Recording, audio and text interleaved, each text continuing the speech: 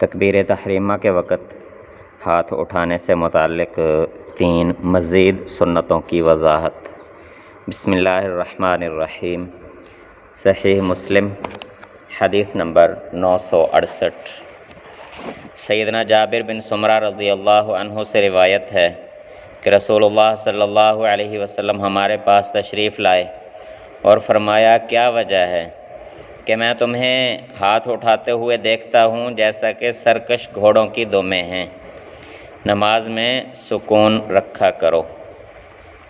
تو تکبیر تحریمہ کے وقت ہاتھ اٹھاتے ہوئے سکون سے ہاتھوں کو اٹھا کر کانوں تک لے جانا، پھر تکبیر کہنے کے بعد سکون سے نیچے کر کے باندھ لینا۔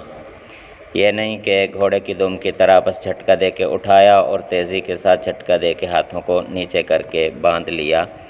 نبی اکرم صلی اللہ علیہ وسلم نے اس طریقے سے منع فرمایا ہے۔ ہاتھ اٹھاتے وقت انگلیوں کو کھلا رکھنا۔ سنن الترمذی حدیث نمبر 239۔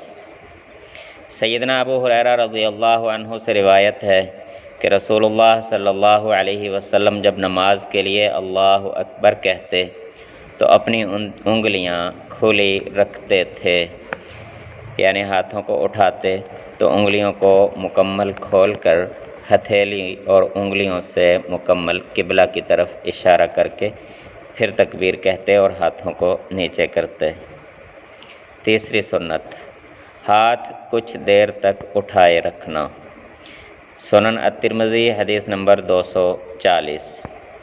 سیدنا ابو ہریرہ رضی اللہ عنہ سے روایت ہے کہ رسول اللہ صلی اللہ علیہ وسلم جب نماز کے لیے کھڑے ہوتے تو اپنے دونوں ہاتھ خوب لمبا اٹھاتے، رفع یدیہ مدا، یعنی کچھ دیر تک ان کو اٹھائے رکھتے۔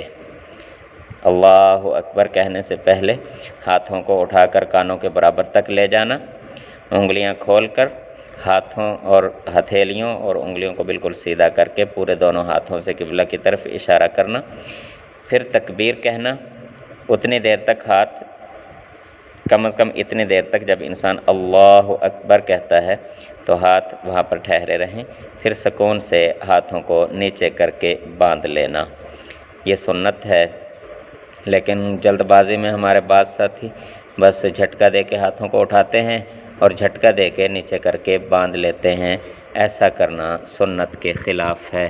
اللہ تعالیٰ ایمان و عمل کے ساتھ نماز قائم کرنے کی توفیق عطا فرمائے۔ والسلام۔